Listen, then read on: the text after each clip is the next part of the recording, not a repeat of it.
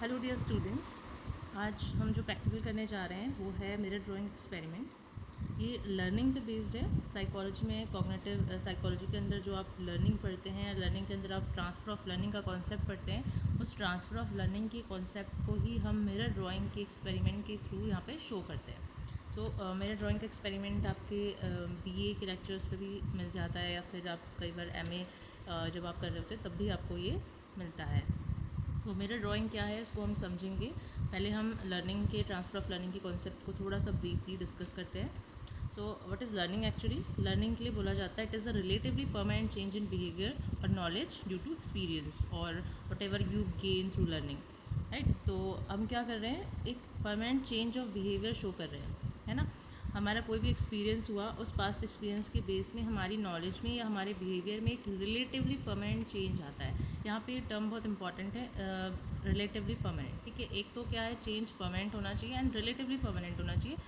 Not exactly permanent हम इसलिए नहीं बोलते हैं क्योंकि देखिए जो हमारा लर्निंग है उससे हमारा जो बिहेवियर होता है, कई बार हैबिट्स हमारी इसी से फॉर्म होती हैं, और हैबिट्स आप देखते हैं कि बहुत लंबे टाइम तक रहती हैं, बट एक टाइम बाद अगर आप चेंज करना चाहें तो वो कुछ डिफ़िकल्टी के साथ या कुछ एफ़र्ट्स के साथ आप देखते हैं कि हम उनको चेंज भी कर लेते हैं विथ टाइम और विथ नीड, जो भी हमें चाहिए होता है। तो इसीलिए हम रिलेटिवली परमानेंट कहते हैं कि ऐसा नहीं है कि आज सीखा कल भूल गए, ये भी नहीं होना चाहिए, और ऐसा भी नहीं है कि एक बार सीख लिया तो बिल्कुल चाहे भी तो नहीं भूल पा रहे हैं या चाहे भी तो उसे चेंज नहीं कर पा रहे हैं।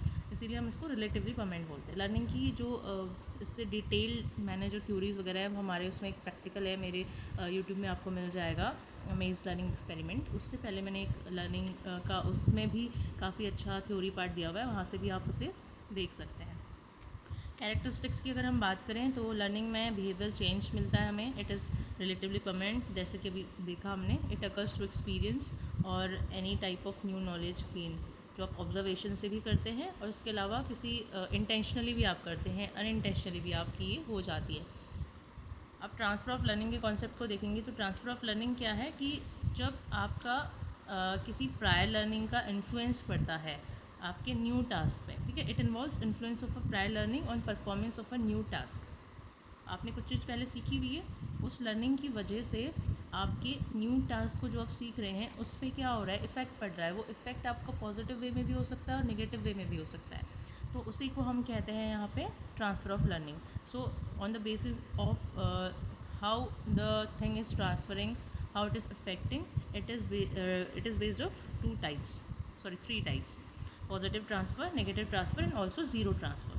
So mainly positive negative transfer आप यहाँ पे ज़्यादा ज़रूरी होता है, क्योंकि पॉजिटिव ट्रांसफ़र में क्या है, when your previous learning helps in learning new task. जब आपकी पुरानी जो भी आपने अधिगम किया हुआ है, जो पुरानी नॉलेज है आपकी, वो नए टास्क को सीखने में आपको हेल्प कर रही है, तो वो आपका पॉजिटिव ट्रांसफ़र है, बिकॉज वो हेल्प कर रही है। वहीं अगर आपका जो पुरानी लर्निंग है, प्रीवियस जो भी कॉन्सेप्ट्स या जो भी आपके नॉलेज है, वो न्यू टास्क को सीखने में हेल्प करने की बजाय उसके साथ इंटरफेरेंस क्रिएट कर रही है या हर्डल्स क्रिएट कर रही है, तो वो नेगेटिव ट्रांसफ़र होगा, बिकॉज आप नए टास्क को सही से सीख नहीं पा रहे हैं या ज़्यादा टाइम लग रहा है क्योंकि आपने वो चीज़ सीखी हुई है उसकी वजह से। अभी इसको हम एग्जाम्पल में भी अगर हम देखें तो पॉजिटिव ट्रांसफ़र जो आपका है उसमें आप देख सकते हैं कि जैसे मान लीजिए आपने साइकिल चलाना पहले सीखा हुआ है, ठीक है। साइकिल चलाना अगर आपने सीखा हुआ है, वो आपकी प्रीवियस नॉलेज है, प्रीवियस लर्निंग है। देन आप स्कूटी या बाइक सीखते हैं तो आपका काफ़ी हद तक जो बैलेंस है वो पहले से सेट होता है हाथ में, और आपको कुछ ही चीज़ें ज़्यादा सीखनी होती हैं और वो प्रीवियस लर्निंग आपकी न्यू लर्निंग में हेल्प करती है। So this is kind of a positive transfer. जहाँ नेगेटिव ट्रांसफ़र में एग्जांपल अगर हम देखें तो कई बार ऐसा होता है कि कुछ लैंग्वेजेस हैं जो एक दूसरे से क्लैश कर रही होती हैं, और एक लैंग्वेज जो सीखी है आपने उसकी वजह से जो आप नई लैंग्वेज सीख रहे हैं उसमें हर्डल आ रहा होता है, या फिर कोई भी एक ऐसी एक्टिविटी हो सकती है जिसको आपने पहले सीखा हुआ है और आप उससे जुड़ी हुई कोई एक्टिविटी सीख रहे हैं जो कि उसके रूल्स एंड रेगुलेशंस जो भी हैं उनको कॉन्ट्रडिक्ट कर रही है, तो आपको उस पैटर्न को अपनी लर्निंग में लाने में उसकी वजह से जो प्रीवियस आपकी लर्निंग है उसकी वजह से उसमें हर्डल क्रिएट हो रही होती है, इंटरफेरेंस आता है, तो उसको हम नेगेटिव ट्रांसफ़र बोलते हैं। ज़ीरो ट्रांसफ़र वहाँ पे होता है जहाँ पे there is no effect. No effect का केस आप वहाँ पे देख सकते हैं कि आपने मैथ्स सीखा, मैथ्स के बाद आपने हिंदी की क्लास ले ली, है ना। तो क्या है कि यहाँ पे कोई इफ़ेक्ट नहीं पड़ रहा है क्योंकि दोनों चीज़ें बहुत अलग हैं। तो उसकी वजह से हमें यहाँ पे कोई भी ट्रांसफ़र का इफेक्ट नहीं देखने को मिल रहा है, जिसे हम ज़ीरो ट्रांसफ़र बोल रहे हैं। अब यहाँ पे मिरर ड्राइंग टास्क में हम क्या करते हैं, it is based on a motor learning task, जहाँ पे मोटर एक्टिविटी के थ्रू लर्निंग टास्क किया जा रहा है। एंड यहाँ पे एक स्टार होता है, स्टार पेपर होता है, या फिर एक इंस्ट्रूमेंट है जिसमें स्टार बना हुआ होता है। उस स्टार को हम मिरर में देखते हैं और उसमें हम स्टार को ट्रेस करते हैं। अभी हम इसको समझेंगे, देखेंगे तो ज़्यादा समझ में आएगा आपको।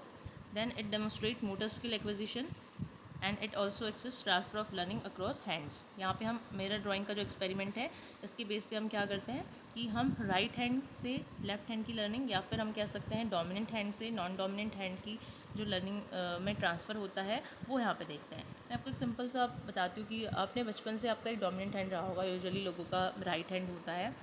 तो हम देखते हैं कि बचपन से आपने जब भी लर्निंग करी होगी, सीखना लिखना जो भी सीखा होगा, कुछ भी बनाना आपने सीखा होगा, तो उस डोमिनेंट हैंड से ही सीखा होगा, नॉन डोमिनेंट हैंड से आपने नहीं सीखा होगा।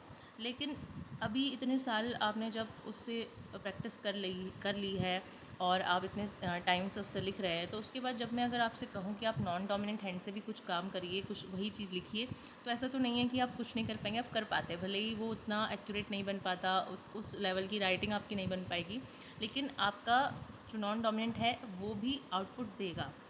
क्यों देगा, क्या हुआ ऐसा? This is transfer of learning. आपने राइट हैंड से सीखा था, आपने डोमिनेंट हैंड से सीखा था, लेकिन नॉन डोमिनेंट हैंड में ऑटोमेटिकली वो लर्निंग ट्रांसफ़र हुई है, इसीलिए आप उसे कर पा रहे हैं, आपने उससे नहीं सीखा था। तो यही हम यहाँ पे शो करने वाले हैं, ठीक है। This is your mirror drawing experiment apparatus, ठीक है। तो इस अपैरेटस में हम देखते हैं अभी कि एक इस टाइप का अपैरेटस होता है, ये ओल्ड टाइप का अपैरेटस है, और ये न्यू टाइप का जो अपैरेटस है ये फुली ऑटोमेटिक है, ये सॉरी इलेक्ट्रॉनिक है, और ये वाला जो है ये फुली इलेक्ट्रॉनिक नहीं है। इसमें आप देखते हैं इसकी क्या होता है कि ओल्ड वाला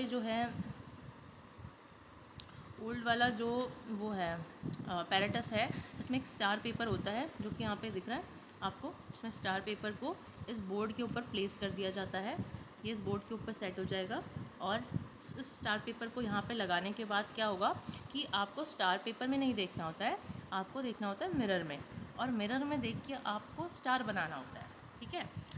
समझ में आया? लाइक यहाँ पे आपने इस पेपर को प्लेस किया, और आप अगर यहीं पे देखकर इसको ऐसे ऐसे ऐसे बनाना शुरू कर देंगे। अब बनाना कैसे है? बनाना ऐसे है कि ये जो आप लाइन यहाँ पे देख रहे हैं, ये जो एक लाइन है यहाँ पे, ये स्टार्ट और एंड का पॉइंट है। स्टार्ट कहते ही आप रेडी हुए, रेडी के बाद आपने स्टार्ट कहते ही यहाँ से पेंसिल से ड्रॉ करना शुरू करा, और यूँ यूँ करके आप जो उसके बीच का गैप है इसमें इसको बनाने लगे, और एंड पे आके आपने स्टॉप कर दिया इसे, ठीक है। तो इसी स्टार को हमें यहाँ पे रख के बनाना है, लेकिन हमें इस स्टार को नहीं देखना है। इसको देखकर अगर आप बनाएंगे तो ये तो बहुत इजीली बन जाएगा। हमें देखना होता है मिरर में, और मिरर में देखकर हमें पेंसिल को रखना होता है स्टार में, मिरर में देखकर अपना हाथ चलाना होता है। तो इससे क्या होता है कि ये लर्निंग आपको करने में थोड़ा सा टाइम लगेगा ना। अगर आपको सिर्फ स्टार देख कर ड्रॉ करना होगा तब तो कोई भी टाइम नहीं लगने वाला, ये तो एक सिंपल सा काम है, छोटा बच्चा भी करता है तो कोई भी कर लेगा। बट इसको थोड़ा सा डिफ़िकल्टी लेवल देने के लिए इसको मिरर में देखकर हमें बनाना होता है, और इसको नॉन डोमिनेंट हैंड से, देन डोमिनेंट हैंड से, देन नॉन डोमिनेंट हैंड से, इस तरीके से इसको ट्रायल्स किए जाते हैं ताकि ट्रांसफर ऑफ लर्निंग को शो कर सकें। ये जो न्यू इंस्ट्रूमेंट है, न्यू में आप देख रहे हैं यहाँ पर स्टार पेपर लगाने की ज़रूरत नहीं है। यहाँ पे क्या है, यहाँ पे ऑटोमेटिकली एक स्टार बना हुआ है, और मिरर में देखकर आपको स्टाइलस, यहाँ पे स्टाइलस है, ये जो स्टाइलस है पेन, इलेक्ट्रॉनिक पेन जिसको हम स्टाइलस बोलते हैं, इसको हम कनेक्ट कर देते हैं वायर से, और यहाँ पे क्या होता है कि आप स्टाइलस जैसे जैसे चलाएंगे, और जब जैसे ही वो वॉल में टकराएगा तो वहाँ पे क्या होगा, बीप की साउंड हो जाएगी जो आपके एरर्स को बताएगी, ठीक है ना। तो इस तरीके से इलेक्ट्रॉनिक इंस्ट्रूमेंट और ओल्ड इंस्ट्रूमेंट में क्या होगा कि आप स्टार पेपर पे बनाएंगे, तो अगर वहाँ पे कोई वॉइस इस तरीके से नहीं होगी एरर की, तो आपका जो पेपर में जितनी बार आपने लाइंस को यहाँ पे टकराया होगा पेंसिल को बॉर्डर पे, उतनी बार आपके एरर्स काउंट होंगे। तो यहाँ पे हम क्या देखते हैं, टाइम एंड एरर दोनों को देखते हैं कि आपने स्टार्ट से एंड में जाने में कितना टाइम लिया, कितने सेकेंड्स लिए, उसके अलावा कितने एरर्स की, कितनी बार आपने लाइन्स को टच किया। यहाँ पे लास्ट में आते आते आप ज़ीरो एरर जब करने लगेंगे तो वहाँ पे आप देखेंगे कि स्ट्रेट विदाउट एरर की जो है लाइन ड्रॉ होगी, या बहुत मिनिमम एरर होंगे, और उसके साथ में आपने टाइम भी बहुत यहाँ पे कम लिया होगा जो भी पार्टिसिपेंट होगा उसको। तो इस तरीके से ये स्टार पेपर है, और ये जो आपका इंस्ट्रूमेंट है ये आप देख सकते हैं ये वर्क करता है। ओके। तो ये इंस्ट्रूमेंट आपके लैब में जो भी अवेलेबल है उसके बेस पे आप कर सकते हैं। अगर आप घर पे कर रहे हैं और आपको इंटरेस्ट है कि आप इसको कैसे कर सकते हैं बट आपके पास अपैरेटस नहीं है, तो आप एक काम कर सकते हैं। आप एक मिरर लीजिए छोटा, और एक नोटबुक लीजिए, ठीक है। तो आपका जो मिरर है उसको आप इस तरीके से खड़ा कर दीजिए, और यहाँ पे आप एक नोटबुक रख लीजिए थोड़ी सी मोटी वाली, ठीक है। और इसको प्लेस यहाँ पे अच्छे से कर दीजिए स्ट्रेट। और ये जो स्टार पेपर है ये आपके पास हो तो आप इस स्टार पेपर को यहाँ पे प्लेस करके मिरर में देखते हुए इसको ड्रॉ करिए यहाँ पे, तो आपको आइडिया लग जाएगा कि किस तरीके से ये एक्सपेरिमेंट हो रहा है। ये सिर्फ आपकी एक क्यूरोसिटी के लिए मैं आपको बता रही हूँ कि अगर नहीं है और आप करना चाह रहे हैं, देखना चाह रहे हैं कि अच्छा कैसे वर्क करता है, तो आप इस तरीके से इसको करके देख सकते हैं। वरना ये कोई एक आप कह सकते हैं कि एक प्रॉपर स्टैंडर्डाइज मेथड नहीं है इस तरीके से करना। इसमें बहुत सारे एरर्स होंगे, ऑब्वियस सी बात है, बट फिर क्यूरोसिटी के लिए अगर आपको करना है तो आप इस तरीके से इसको करके चेक कर सकते हैं। हम नेक्स्ट स्लाइड पे आते हैं। तो अब यहाँ पे हम देखेंगे कि प्रैक्टिकल में किस तरीके से काम करना है। यहाँ पे ऑब्जेक्टिव्स हमारे क्या क्या होंगे प्रैक्टिकल के। यहाँ पे 2 ऑब्जेक्टिव हम लेके चल रहे हैं। टू डेमोस्ट्रेट मोटर लर्निंग, कि कैसे मोटर लर्निंग हो रही है, एंड टू स्टडी, जो हमारा मेन ऑब्जेक्टिव यहाँ पे है, transfer of learning process from dominant to non dominant hand through mirror drawing apparatus, ठीक है। मिरर ड्राइंग अपैरेटस की सहायता से, ठीक है, मिरर ड्राइंग अपैरेटस की सहायता से जो भी हमारा प्रयोग है उसके डोमिनेंट हैंड से नॉन डोमिनेंट हैंड में ट्रांसफ़र ऑफ लर्निंग की प्रोसेस को हम अध्ययन कर रहे हैं यहाँ पे, ठीक है। उसके अलावा हाइपोथेसिस हम यहाँ पे एक जो बनाएंगे, हम ये देख के चल रहे हैं कि जो हाइपोथेसिस है वो पॉजिटिव यहाँ पे हम बना के रखेंगे, क्योंकि यूजुअली जो हमने थ्योरीज पढ़ी हैं उसमें हमने देखा है कि ट्रांसफ़र ऑफ लर्निंग जो है वो पॉजिटिव ट्रांसफ़र ही देगा यहाँ पे, राइट हैंड से लेफ्ट हैंड में या फिर डोमिनेंट हैंड से नॉन डोमिनेंट हैंड में। So the hypothesis could be there would be a significant positive transfer of learning from dominant hand to non-dominant hand in the mirror drawing task. Then variables की हम बात करते हैं। यहाँ पे independent variable हम ये ले सकते हैं कि जो हमारा जो हैंड है वो हमारा इंडिपेंडेंट वेरिएबल है, क्योंकि उसको हम चेंज कर रहे हैं अपने अकॉर्डिंग। डिपेंडेंट वेरिएबल जो यहाँ पे हमारा डीवी है वो हम लेंगे टाइम एंड एरर्स, ठीक है। इन सेकंड टाइम को हम सेकंड्स में काउंट करेंगे, एरर्स को लेंगे। कंट्रोल में हम यहाँ पे इंस्ट्रक्शंस को, अपैरेटस के इन्वायरमेंट को, और अपना जो गैपिंग है विद इन द ट्रायल्स, उन सब चीज़ों को यहाँ पे, और स्टार शेप को हम यहाँ पे कंट्रोल में रखेंगे, ठीक है। देन हम मटेरियल्स की बात करते हैं, तो यहाँ पे हमें क्या क्या चाहिए। मिरर ड्राइंग का अपैरेटस चाहिए, स्टाइलस पेंसिल चाहिए, स्टॉपवॉच चाहिए, स्टार शेप चाहिए आपको, यहाँ पे स्कोर शीट चाहिए। ये सब चीज़ों के साथ आप एक्सपेरिमेंट करते हैं। देन पार्टिसिपेंट की डिटेल हम सब जानते हैं कि किस तरीके से ही बननी है। इसमें हैंडेडनेस भी हम यहाँ पे नोट करते हैं, क्योंकि हमें डोमिनेंट हैंड और नॉन डोमिनेंट हैंड पता नहीं होता है, कुछ लोग लेफ्ट ही होते हैं, तो उस अकॉर्डिंग हम यहाँ पे हैंडेडनेस भी नोट कर लेते हैं। अगर यहाँ पे कोई विजुअल मोटर इम्पेयरमेंट है किसी का, तो वो भी देखना ज़रूरी है, क्योंकि वो चीज़ इफेक्ट कर सकती है उसके टाइम एंड एरर को। देन कंट्रोल में आप लिख लेंगे कि क्या क्या कंट्रोल आपने रखा है एनवायरनमेंट को, और स्टॉप वॉच को ऑपरेट करने के लिए आपने कंट्रोल रखना है बेहतर तरीके से, इंस्ट्रक्शन सही से देने हैं, रेडी, स्टार्ट, स्टॉप वॉच को कब स्टार्ट करना है, यहाँ पे ध्यान रखना है हमें। जैसे ही हम रेडी करके स्टार्ट करेंगे तो हमें स्टॉप वॉच स्टार्ट करनी है, और जैसे ही हम एंड करेंगे तो वैसे ही, जैसे ही वो स्टॉप करेगा वैसे ही हमें स्टॉप वॉच भी स्टॉप कर देनी है, ठीक है। देन इंस्ट्रक्शंस आप प्रॉपर देंगे कि क्या क्या इंस्ट्रक्शंस उनको आप एक्सप्लेन करेंगे यहाँ पे। और उसके अलावा ये इंस्ट्रक्शंस इस तरीके से यहाँ पे दे सकते हैं कि you should get ready as soon as you hear start begin tracing, you should be ready, and then when you hear the start instruction you can begin tracing the figure while viewing through the mirror. Start the stopwatch, वो तो आप करेंगे, तो we will start the stopwatch at the same time and stop it immediately after tracing it completely. तो इसको आप थोड़ा सा यहाँ पे स्टार्ट द स्टॉप वॉच आप पार्टिसिपेंट के लिए ना करके आप इसको इस तरीके से लैंग्वेज लिख दीजिएगा कि we will start the stopwatch, क्योंकि आप इंस्ट्रक्शन दे रहे हैं। तो आप उसको बताएंगे कि हम जैसे ही आप स्टार्ट करोगे हम स्टॉप वॉच स्टार्ट कर देंगे, और जैसे ही आप स्टॉप करोगे हम स्टॉप वॉच को एंड कर देंगे। देन हम उसको हर बार इंस्ट्रक्शंस को रिपीट करेंगे, कुछ बार तो एटलीस्ट रिपीट करेंगे ताकि इंस्ट्रक्शंस उसको क्लियर रहें। प्रोसीजर में आप पूरा प्रोसीजर एक्सप्लेन कर लेंगे। पहले आप उसके साथ रैपो बिल्डअप करेंगे, कंसेंट लेंगे, उसके बाद मिरर और पार्टिसिपेंट की पोजीशंस को यहाँ पे बताएंगे।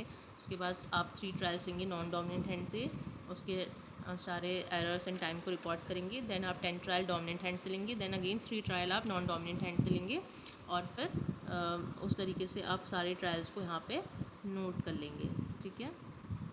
यहाँ पे जो ये आपने ये लिखा है 3 ट्रायल्स हमने नॉन डोमिनेंट हैंड से लिए, 10 डोमिनेंट से लिए, देन 3 हमने नॉन डोमिनेंट से लिए। इस इंस्ट्रक्शंस को आप इसको काट दीजिएगा क्योंकि पहले हमने एक्स्ट्रा कर दिए थे, बट यहाँ पे मैंने आपको फिर शॉर्ट करके ये बताए हैं।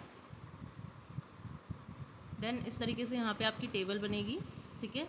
Trial number, non dominant hand का एक टेबल बनेगा जिसमें टाइम एंड एरर नोट हुआ, डोमिनेंट हैंड का एक बनेगा जिसमें टाइम एंड एरर नोट हुआ है। उसके बाद फिर से अगेन एक टेबल 3 बनेगा जिसमें आपका टाइम एंड एरर नोट हुआ है। फिर आप कंपेयर करेंगे, किसको कंपेयर करेंगे, ये मैंने एक एग्जांपल आपके लिए यहाँ पे लगा दिया है कि जैसे पहले राइट हैंड से किया है, लेफ़्ट हैंड से किया है 3 ट्रायल, और उसके यहाँ पे हमने क्या कर दिया है, एवरेज टाइम और एवरेज एरर्स यहाँ पे हमने निकाल लिए हैं। उसी तरीके से फिर हमने राइट हैंड से किया और उसके 10 ट्रायल में हमने एवरेज एरर और एवरेज जो टाइम है वो वहाँ पे निकाल लिया। फिर हमारे टेबल 3 जो दोबारा से बनेगी उसमें हम फिर से लेफ़्ट हैंड से करेंगे और फिर से एवरेज टाइम एवरेज एरर निकालेंगे। फिर आपको कंपेयर करना है अर्लियर जो आपका ट्रायल था नॉन डोमिनेंट हैंड, यहाँ पे हमने लेफ़्ट हैंड माना है, तो उसमें आप देख सकते हैं कि लेफ़्ट हैंड के अकॉर्डिंगली जो प्रीवियस 3 ट्रायल थे लेफ़्ट हैंड से, उसको लास्ट की 3 ट्रायल जो कि हमने राइट हैंड से जब प्रैक्टिस कर लिया उसके बाद किए, उनसे कंपेयर करेंगे। तो उनसे कंपेयर करने पे आप एरर और टाइम दोनों को कंपेयर करेंगे और उनके जो यहाँ पे डिफरेंस है, आपने टाइम एरर को कंपेयर किया, और उसके बाद उसका जो डिफरेंस है उसको भी आपने यहाँ पे लिख लिया और उसके अकॉर्डिंग आपने देखा कि यहाँ पे डिफरेंस आ रहा है ना। जो डिफरेंस आ रहा है इसी के बेस पे आप एक्सप्लेन करेंगे कि हाँ जो डिफरेंस है इससे हमें क्लियर होता है कि हमारा जो ट्रांसफ़र ऑफ लर्निंग है वो डोमिनेंट हैंड से नॉन डोमिनेंट हैंड में आया, तभी ऑटोमेटिकली हमारे एरर्स एंड टाइम रिड्यूस हुए हैं। इसको ग्राफ में भी हम शो करते हैं, एक तो हम टाइम वर्सेस ट्रायल का ग्राफ बनाते हैं, उसी के साथ में एरर वर्सेस ट्रायल का ग्राफ भी हम बनाते हैं यहाँ पे, ठीक है। और इसी तरीके से हम यहाँ पे ग्राफ में भी इसको शो करते हैं रिज़ल्ट को। फिर आप रिज़ल्ट को इंटरप्रिटेशन में देंगे और वहाँ पे आप ये बताएंगे कि किस तरीके से आपने जब राइट हैंड से या डोमिनेंट हैंड से प्रैक्टिस किया, उसके बाद ऑटोमेटिकली आपके नॉन डोमिनेंट हैंड के जो ट्रायल्स हैं उसमें सिर्फ 3 ट्रायल में आपने देखा कि आपके एरर्स और टाइम जो है, टाइम टेकन जो है, दोनों के दोनों रिड्यूस हुए हैं और hence it shows transfer of learning.